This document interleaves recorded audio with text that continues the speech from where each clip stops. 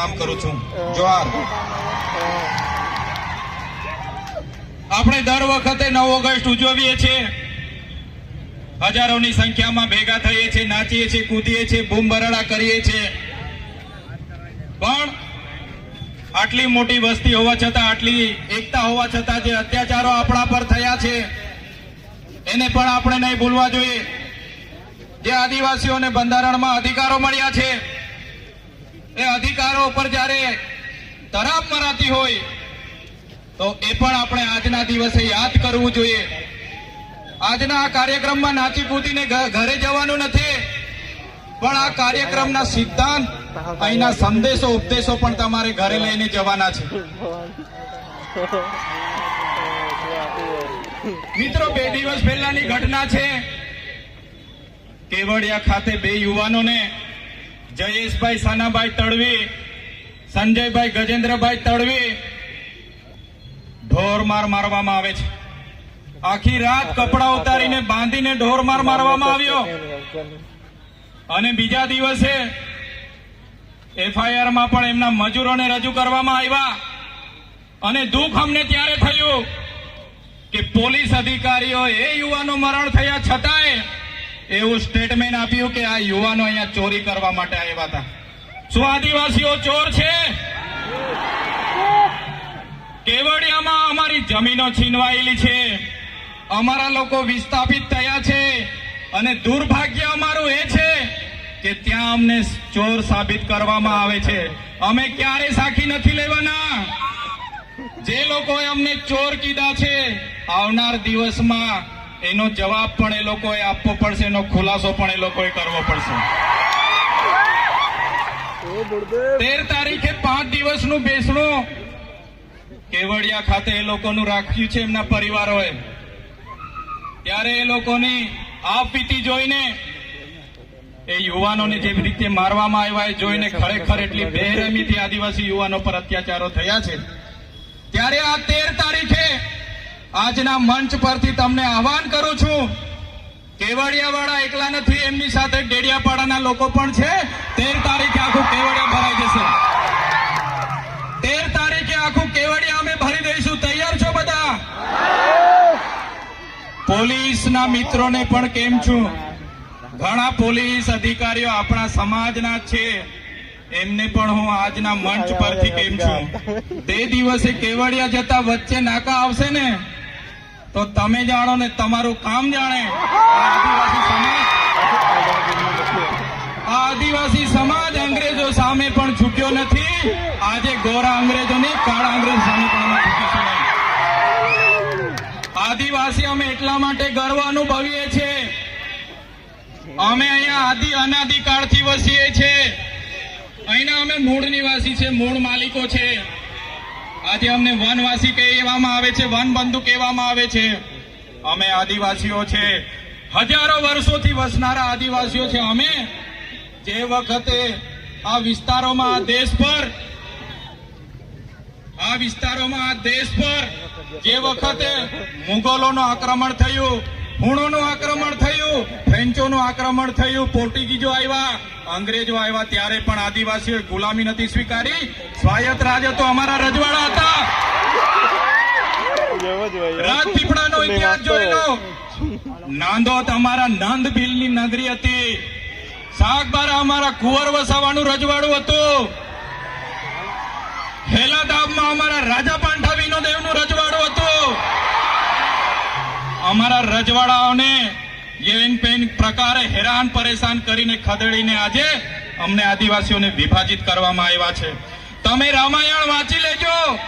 રામાયણના પહેલા પાને આદિવાસી વાલ્મીકીનો ઉલ્લેખ હશે, સબરીનો ઉલ્લેખ હશે, હનુમાનનો ઉલ્લેખ હશે, નિર્સાદનો ઉલ્લેખ હશે. આ અમારા આદિવાસી, અમારા પૂર્વજો છે. તમે મહાભારત ઉઠાવીને વાંચી લેજો. જે એકલવ્ય છે, અમારા આદિવાસીના પૂર્વજો છે. તમે મહારાણા પ્રતાપનો ઇતિહાસ વાંચી લેજો. એમાં પૂંજા ભીલ, દુધા ભીલ, અમારી જે સેના હતી એ આદિવાસીઓની હતી. અમે એ સમાજમાંથી આવીએ છીએ એટલે અમને ગર્વ છે. શિવાજીનો ઇતિહાસ વાંચી લેજો. બેવડા ભીલ જે સેના લઈને આવ્યા હતા એ અમારા આદિવાસી હતા. આદિવાસી અંગ્રેજો સામે સૌ પ્રથમ કોઈ લડ્યા હોય 35 વર્ષ સુધી ટાટિયા ભીલ લડ્યા હતા, ખાજિયા નાયક લડ્યા હતા, તિલકા માઝી લડ્યા હતા, બિરસા મુંડા લડ્યા હતા. એ સમાજમાંથી અમે આવીએ છીએ. આઝાદીમાં ગુરુ ગોવિંદસિંહ માનગઢ ખાતે 1500 આદિવાસીઓનો સમૂહ મળ્યો. અંગ્રેજોએ ગોળીબાર કરીને હત્યાકાંડ કર્યો, 1500 આદિવાસી મરી ગયા. આજે ઇતિહાસમાં અમારા આદિવાસીઓને જગ્યા નથી મળી. અમે ક્યારે સાખી નથી લેવાના. જે રીતે આદિવાસીઓ સાથે અન્યાય થયો, આજે દેશમાં આઝાદીનો અમૃત મહોત્સવ મનાવવામાં આવે છે, કરોડો રૂપિયાના તાઇફાઓ કરવામાં આવે છે. આદિવાસી વિસ્તારમાં મોટા ડેમો બનાવી દેવાથી, આદિવાસી વિસ્તારમાં મોટા સ્ટેચ્યુ બનાવી દેવાથી, રોડ હાઈવે બનાવી દેવાથી આદિવાસીનો વિકાસ થવાનો નથી. આદિવાસીઓને ડેમનું પાણી આપો, સારી શાળા આપો, સારી કોલેજ આપો, સારા ડોક્ટર આપો, સારી યુનિવર્સિટી આપો, તો જ આદિવાસીનો વિકાસ થવાનો છે. આજે ગુજરાતમાં 15% આદિવાસીઓ વસે છે, દેશમાં 8% આદિવાસીઓ વસે છે. દરેક ક્ષેત્રોમાં અમારી સાથે અન્યાય થયો છે. જે પણ સરકારો આવી માત્ર ને માત્ર મત બેંક તરીકે આદિવાસીનો ઉપયોગ કર્યો છે. આજે તમે કોર્ટમાં જજો, કોર્ટમાં જે જજો બેસે છે, આજે ગુજરાતમાં અમે 15% છે તો 100 જજમાંથી 15 જજ આપણા હોવા જોઈએ કે નહીં હોવા જોઈએ? આઈએસ આઈપીએસ આપણા 15 હોવા જોઈએ કે નહીં હોવા જોઈએ? મામલતદાર ટીડીઓ કલેક્ટર અમારા 15 હોવા જોઈએ. તે આજે નથી.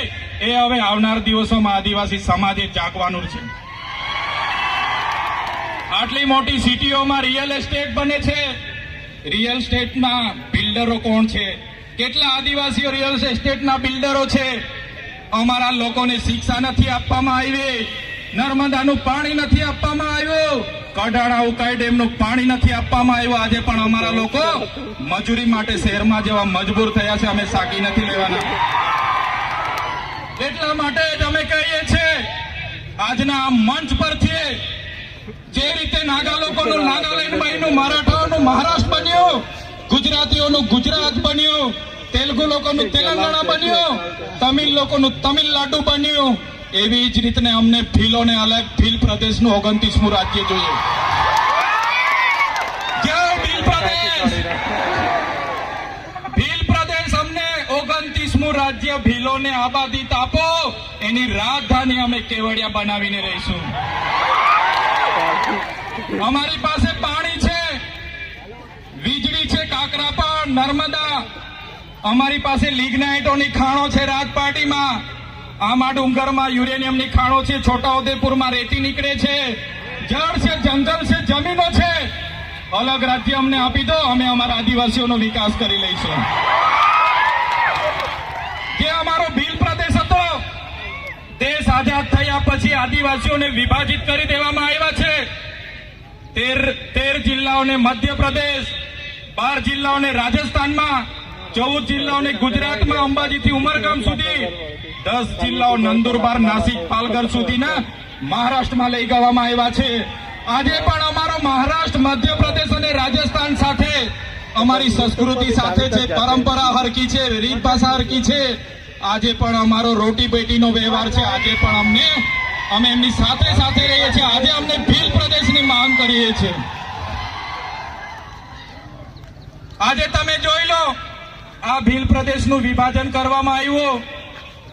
આજે મધ્યપ્રદેશની કુલ વસ્તીના 21% મધ્યપ્રદેશમાં આદિવાસી વિસ્તારમાં છે, રાજસ્થાનમાં 13% છે, ગુજરાતમાં અંબાજીથી ઉમરગામ સુધી 15% આદિવાસીઓ છે, મહારાષ્ટ્રમાં 9.48% આદિવાસીઓ. ટોટલ 3.5 કરોડની વસ્તી થાય છે. અમને અલગ ભીલ પ્રદેશ આપો, અમે અલગ અમારા લોકોનો વિકાસ કરીશું. બંધારણમાં જોગવાઈ છે, આર્ટિકલ 3 તમે વાંચી લેજો. જે રીતના મહારાષ્ટ્રમાંથી ગુજરાત રાજ્ય બન્યું, આજે દેશ અને ગુજરાતનો વિકાસ થયો, પણ આદિવાસીઓનો વિકાસ નથી થયો.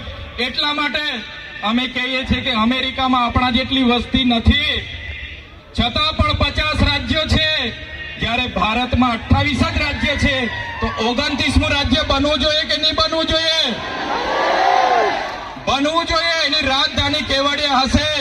આખું મંત્રીમંડળ અને મુખ્યમંત્રી, અહીંનું આખું અધિકારીગણ, અહીંનું પોલીસ તંત્ર તમામમાં આદિવાસી હશે તો જ અમારા આદિવાસીઓનો વિકાસ થશે.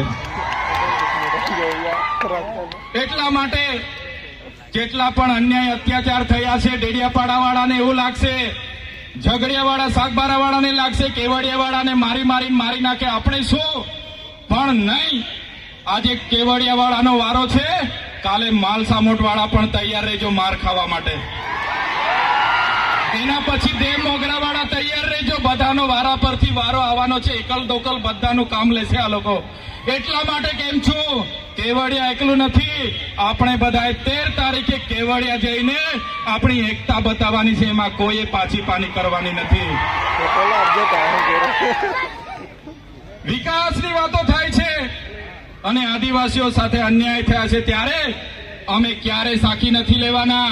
આજે તમને એટલા માટે અમારે કહેવું પડે છે કે આપણા સમાજના લોકો પાર્ટી પક્ષમાં છૂટાછવાયા થઈ ગયેલા છે, અલગ અલગ સંગઠનોમાં, અલગ અલગ ધર્મ સંપ્રદાયોમાં, પણ કોઈ બી પાર્ટીમાં હોય, સમાજની વાત આવે ત્યારે આપણા બધા લોકોએ ભેગા થવું જોઈએ. આજે ભેગા નથી થતા, એ બડી દુઃખની વાત છે.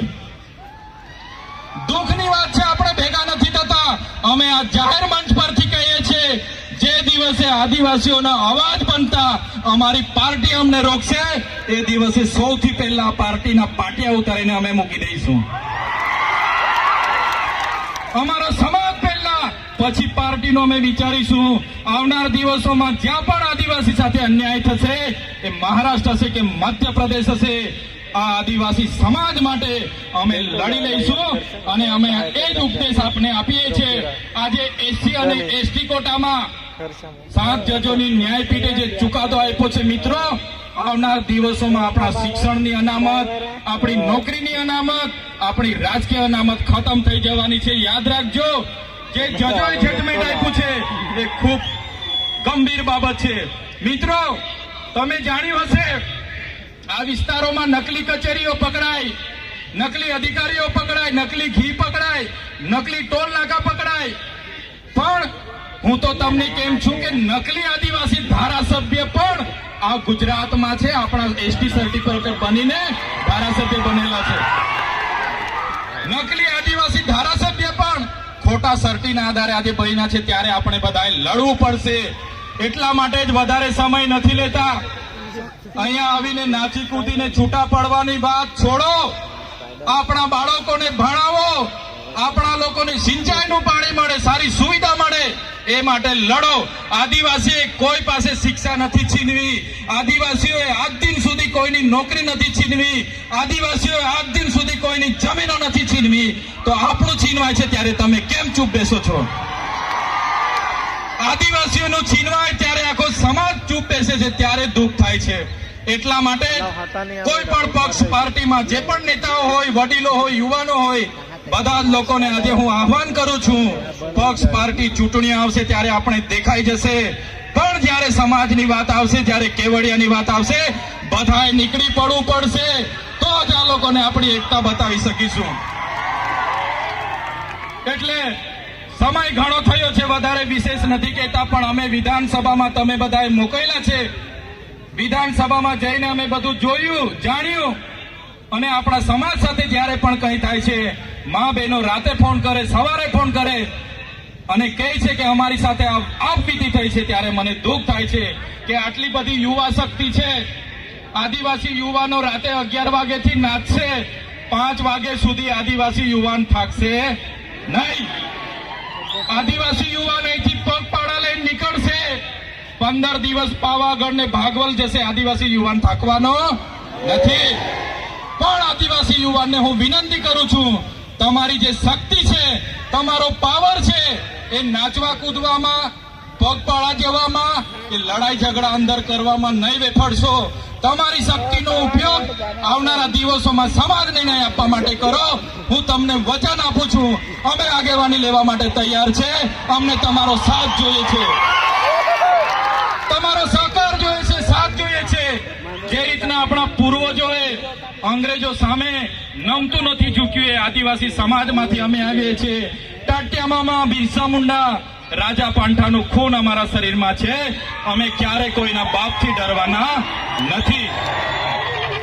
એટલા માટે આજે અમે કહીએ છીએ કે આદિવાસીનો ઇતિહાસ એ સિંધુ ઘાટીની સંસ્કૃતિ 10,000 વર્ષો પહેલા 7-8 હજાર વર્ષો પહેલા જે સંસ્કૃતિ હતી એ આદિવાસી સંસ્કૃતિની સભ્યતા છે. વિશ્વની સૌથી જૂની સંસ્કૃતિ આદિવાસીઓની છે. આજે અમેરિકા, આફ્રિકા, બ્રાઝિલ, ઇન્ડોનેશિયા તમામ દેશોમાં આજે આદિવાસીઓ ધામધૂમથી 9 ઓગસ્ટ વિશ્વ આદિવાસી દિવસ ઉજવે છે. ત્યારે એક આદિવાસી સમાજના લીડર તરીકે, તમારા પ્રતિનિધિ તરીકે આજના આ કાર્યક્રમમાં તમને મેં સેવા જોહાર કરું છું. આવનાર દિવસોમાં ઉલ ગુલાલ જિંદાબાદ કરવું પડશે તો તમારે બધાએ સાથ સહકાર આપવું પડશે. મિત્રો, આજના કાર્યક્રમના મંચ પરથી કહેવા માંગુ છું, ઘણા વર્ષોથી લડેંગે જીતેંગે, મુર્દાબાદ જિંદાબાદ. હવે મુર્દાબાદ જિંદાબાદ કરવાનું થતું નથી. હવે કોઈ બાબતમાં આવેદનપત્ર આપવાના થતા નથી. લડેંગે જીતેંગે જિંદાબાદ મુર્દાબાદ કરવાનું થતું નથી. જ્યારે પણ આદિવાસીઓ સાથે અન્યાય થશે, અત્યાચાર થશે, આદિવાસીના હક અધિકાર માટે ખોચવી લેવા માટે હવે આપણે બધા તૈયાર થઈ જવું પડશે. ત્યારે આજના કાર્યક્રમમાં મને આમંત્રણ આપ્યું, મારું સન્માન કર્યું, મને બોલવા માટે ઘણા હજારો યુવાનો બોલી શકે એવા છે, છતાં મને તક આપી એ બદલ મેં તમારો ખૂબ ખૂબ આભાર માનું છું. અહીંયા ઉપસ્થિત આદિવાસી સમાજના તમામ સરપંચો, તમામ તાલુકા સભ્ય, જિલ્લા સભ્ય, પક્ષ પાર્ટીના જેટલા પણ આગેવાનો અહીંયા પધારેલા હોય, એ ભાજપના હોય, કોંગ્રેસના હોય, આપના હોય કે બાપના હોય કે બીડીપીના હોય, બધાને મારા જોહાર. જય આદિવાસી.